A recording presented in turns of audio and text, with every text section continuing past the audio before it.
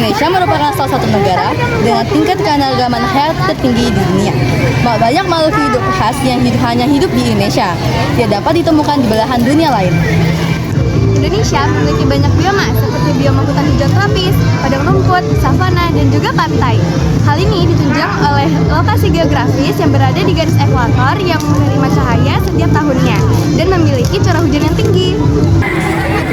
Hutan hujan tropis di Indonesia terkenal memiliki tumbuhan endemik khas Indonesia. Misalnya bunga rafflesia arborea, meranti, anggrek tebu, daun payung, damar, dan masih banyak lagi. Banyak flora dan fauna khas Indonesia yang terancam eksistensinya akibat kegiatan manusia dan bencana alam seperti penggundulan hutan atau deforestasi, kebakaran hutan, banjir, dan kekeringan. Kekeringan menjadi salah satu faktor utama terancamnya flora dan fauna di Indonesia. Kekeringan terjadi dikarenakan perubahan iklim yang membuat hujan jadi jarang turun. Rendahnya curah hujan diakibatkan oleh rendahnya tingkat produksi uap air dan awan. Dampak dari kekeringan antara lain kurangnya sumber air, tanaman dan hewan banyak yang mati, dan terjadi kelaparan massal akibat ladang pertanian yang tidak mendapatkan pasokan air yang cukup untuk irigasi. Dilansir dari Metcom.id, fenomena perubahan cuaca menjadi makin cepat 3 tahun terakhir. Kalau dulu itu terjadinya 5 tahun, kemudian 3 tahunan. Saat ini cenderung 2 tahunan, kata Kepala Bidang Mitigasi Gempa Bumi dan Tsunami BMKG, Daryono, dalam telekonferensi di Jakarta, Sabtu 30 Oktober 2021.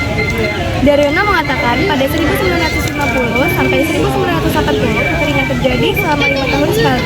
Namun sejak 1980 sampai saat ini fenomena alam itu terjadi dalam 3 tahun sampai 2 tahun sekali. Pengembangan industri membuat bumi makin panas.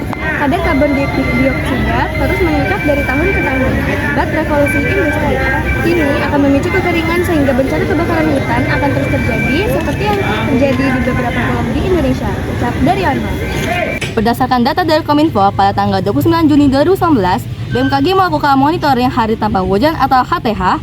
Monitoring tersebut menunjukkan terdapat potensi kekeringan meteorologis iklim di sebagian besar Jawa, Bali, dan Nusa Tenggara dengan kriteria panjang hingga ekstrim.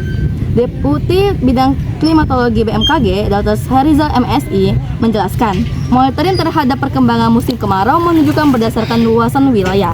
37% wilayah Indonesia telah memasuki musim kemarau. Mari kita wawancari ustazah kita tentang hal terkait. Mira, solusi apa yang ustazah usulkan untuk menjangkau kebutuhan keanekaragaman hayati di Indonesia?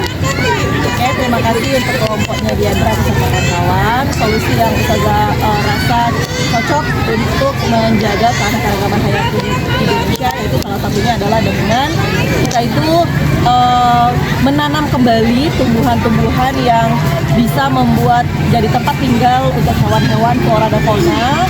Kemudian kita tidak boleh membuang sampah sembarangan, mendaur ulang sampah dengan baik dan benar. Kemudian kita juga senantiasa menjaga keaslian dari lingkungan kita. Karena kalau misalnya kita tidak menjaganya, kita merusaknya, kita membakar dengan sembarangan, membuang sampah dengan sembarangan, itu bisa menyebabkan kepunahan pada keanekaragaman hayati. Sekian ya laporan yang dapat kami sampaikan. Terima kasih. Wassalamualaikum warahmatullahi wabarakatuh. Dadah.